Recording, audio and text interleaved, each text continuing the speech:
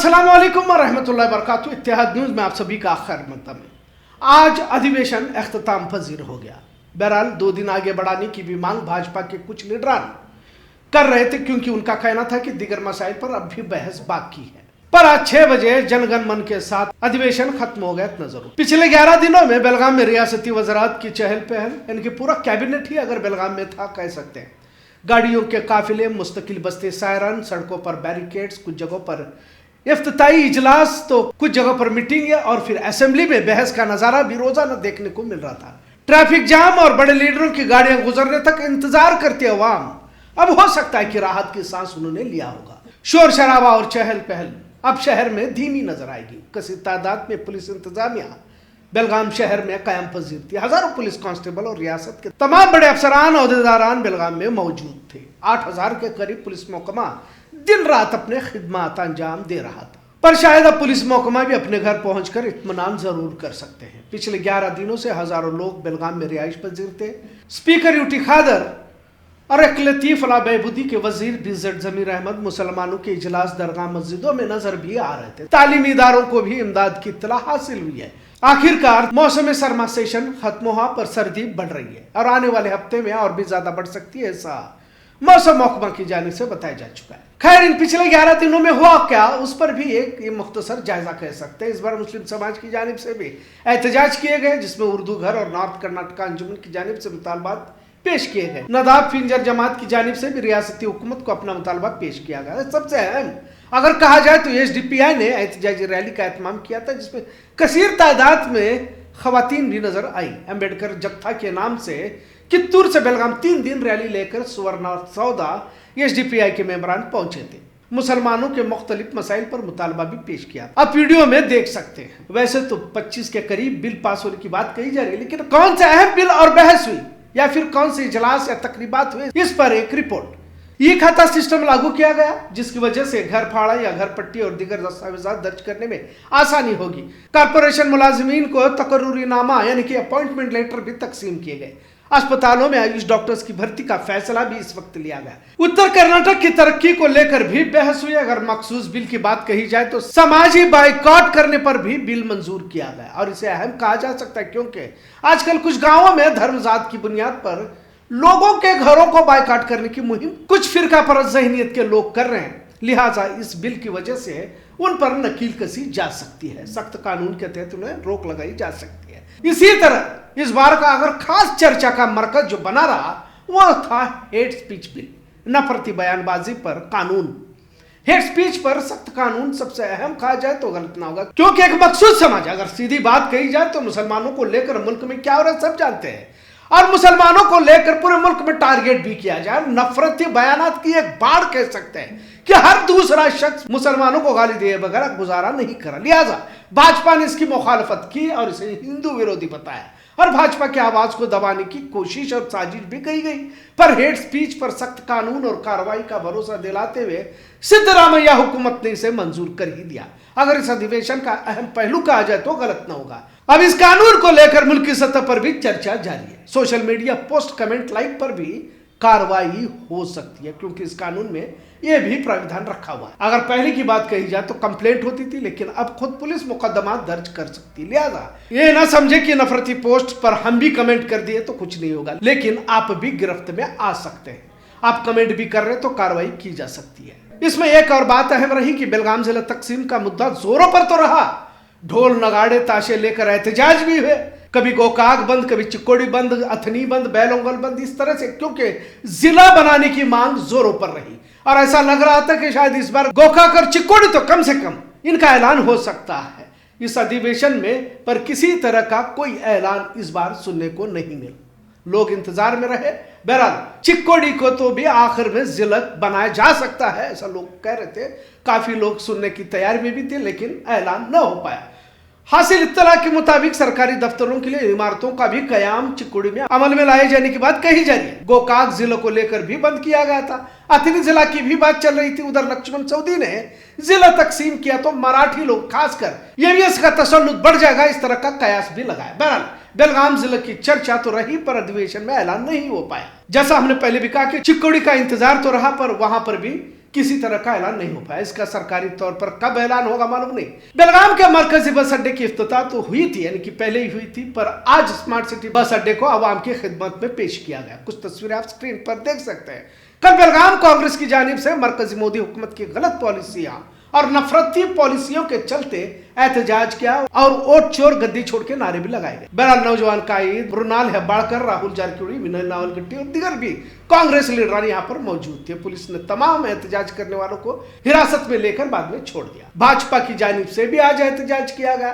एहतजाज करके रियासती वजीर लक्ष्मी हेब्बाड़कर की मजम्मत की। पर अजीब लगता है कि जो खवातीन आज एहतजाज कर रही थी और महिलाओं का सशक्तिकरण पर वो बात कर रही थी, क्या नीतीश कुमार के हिजाब खींचने वाली वारदात पर इन्होंने एहतजाज किया या करने का सोचा, या फिर खवातीनों को लेकर भाजपा में जो तौहीन आमोज बयान आए दिन कोई ना कोई लीडर करता रहता है, पर इस पर कभी मजम्मती एहतजाज यहाँ पर करते हुए नहीं देखा गया। मोदी के तो 15 लाख रुपए तो अब तक खाते में आने से रहे। बहरहाल चन्नमा सर्कल में भाजपा महिला मोर्चा की जानिब से एहतजाज किया गया। इन तमाम के दरमियान बेलगाम अधिवेशन आज मुकम्मल हुआ। कल से बेलगाम शहर फिर अपनी रोजमर्रा की जिंदगी गुजारता नजर आएगा। आखिर में आप देख सकते हैं कि स्पीकर यूटी खादर ने कितने बिल पास हुए, इस पर तफसीलात बताए। खबरों का सिलसिला यूं ही चलता रहेगा। देखते रहिए इत्तेहाद न्यूज। शुक्रिया, अल्लाह हाफिज।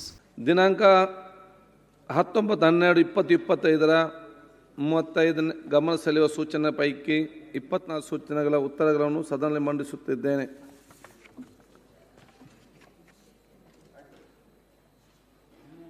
ಉತ್ತರಗಳನ್ನು ಮಂಡಿಸ್ತಾ ಇದ್ದೇನೆ. ದಿನಾಂಕ 19/12/2025 35 ಗಮನ ಸೆಳೆಯುವ ಆಯ್ತಲ್ಲ.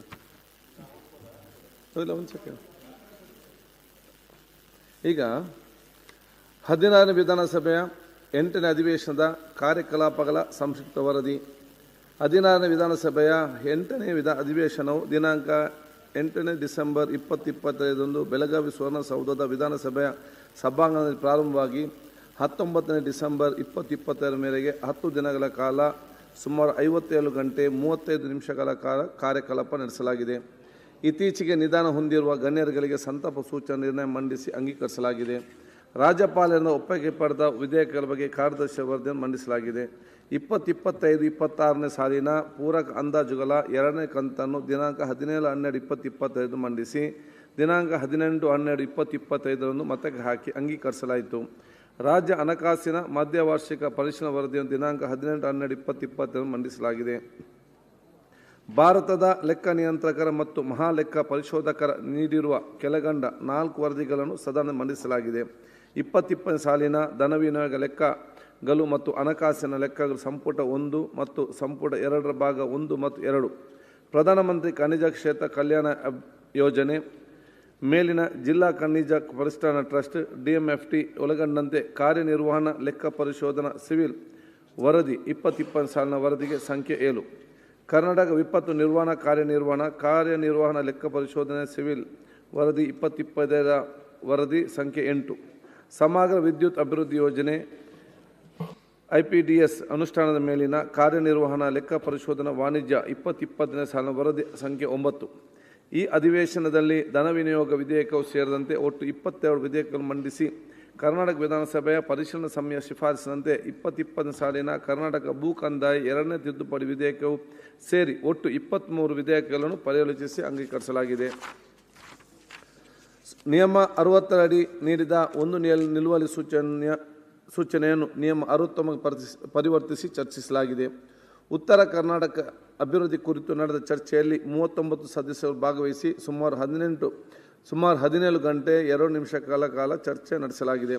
2020 ಸಾಲಿನ ಕರ್ನಾಟಕ ಭೂ ಕಂದಾಯ 2ನೇ ತಿದ್ದುಪಡಿ ವಿಧೇಯಕವನ್ನು ಪರಿಶೀಲಿಸಿ ವರದಿ ನೀಡಲು ರಚಿಸಲಾಗಿದ್ದ ಕರ್ನಾಟಕ ವಿಧಾನಸಭೆಯ ಪರಿಶೀಲನಾ ಸಮಿತಿಯ ವರದಿ ಕರ್ನಾಟಕ ವಿಧಾನಸಭೆಯ ಹಕ್ಕು ಬಾಧ್ಯತೆಗಳ ಸಮಿತಿಯ 2023-24 ಸಾಲಿನ ಮೊದಲನೇ ವರದಿ ಮತ್ತು 2024-25 ಸಾಲಿನ ಮೊದಲನೇ ಮತ್ತು 2ನೇ ವರದಿ, ಕರ್ನಾಟಕ ವಿಧಾನಮಂಡಲ ಸಾರ್ವಜನಿಕ ಲೆಕ್ಕಪತ್ರಗಳ ಸಮಿತಿಯ 2024-25 ಸಾಲಿನ 1ನೇ ವರದಿ ಹಾಗೂ ಕರ್ನಾಟಕ ವಿಧಾನಸಭೆಯ ಸದಸ್ಯರುಗಳ ಖಾಸಗಿ ವಿಧೇಯಕಗಳ ಮತ್ತು ನಿರ್ಣಯಗಳ ಸಮಿತಿಯ 2025-26ನೇ ಸಾಲಿನ 4ನೇ ವರದಿಯನ್ನು ಸದನದಲ್ಲಿ ಮಂಡಿಸಲಾಗಿದೆ. 22 ಅರ್ಜಿಗಳನ್ನು ಸದಸ್ಯ ಒಪ್ಪಿಸಲಾಗಿದೆ. ಸಭೆ ಮುಂದಿಡಲಾದ ಕಾಗದ ಪತ್ರಗಳ 1 ಮತ್ತು 2 ಪಟ್ಟಿಯಿಂದ ಸುಮಾರು 54 ಅಧಿಸೂಚನೆಗಳು ಮತ್ತು 78 ವಾರ್ಷಿಕ ವರದಿಗಳು, 74 ಲೆಕ್ಕ ಪರಿಶೋಧನಾ ವರದಿಗಳು, 14 ಅನುಪಾಲನಾ ವರದಿಗಳು ಹಾಗೂ 14 ಅನುಸರಣಾ ವರದಿಗಳನ್ನು ಸದನದಲ್ಲಿ ಮಂಡಿಸಲಾಗಿರುತ್ತದೆ. ಒಟ್ಟು 2001 ಪ್ರಶ್ನೆಗಳನ್ನು ಸ್ವೀಕರಿಸಲಾಗಿದ್ದು, ಸದನದಲ್ಲಿ ಉತ್ತರಿಸಬೇಕಾದ 135 ಪ್ರಶ್ನೆಗಳ ಪೈಕಿ 134 ಪ್ರಶ್ನೆಗಳಿಗೆ ಹಾಗೂ ಲಿಖಿತವಾಗಿ ಉತ್ತರಿಸುವಂಥ 1974 ಪ್ರಶ್ನೆಗಳ ಪೈಕಿ ಸುಮಾರು 1750 ಪ್ರಶ್ನೆಗಳಿಗೆ ಉತ್ತರವನ್ನು ಸ್ವೀಕರಿಸಲಾಗಿದೆ. ನಿಯಮ 351 ಅಡಿಯಲ್ಲಿ 180 ಸೂಚನೆಗಳನ್ನು ಅಂಗೀಕರಿಸಿದ್ದು, 70 ಸೂಚನೆಗಳ ಉತ್ತರಗಳನ್ನು ಸ್ವೀಕರಿಸಲಾಗಿದೆ. ಗಮನ ಸೆಳೆಯುವ 368 ಸೂಚನೆಗಳ ಪೈಕಿ 228 ಸೂಚನೆಗಳಿಗೆ ಉತ್ತರವನ್ನು ಸ್ವೀಕರಿಸಲಾಗಿದೆ. ಶೂನ್ಯ ವೇಳೆಯಲ್ಲಿ 2 ಸೂಚನೆಗಳ ಬಗ್ಗೆ ಚರ್ಚಿಸಲಾಗಿದೆ. ಈ ಕೆಳಗಂಡ ಅಧಿಕೃತ ನಿರ್ಣಯಗಳನ್ನು ದಿನಾಂಕ 18/12/2025 ಸದನದಲ್ಲಿ ಮಂಡಿಸಲಾಗಿದ್ದು, ಸದನವು ಸರ್ವಾನುಮತದಿಂದ ಅಂಗೀಕರಿಸಲಾಗಿದೆ.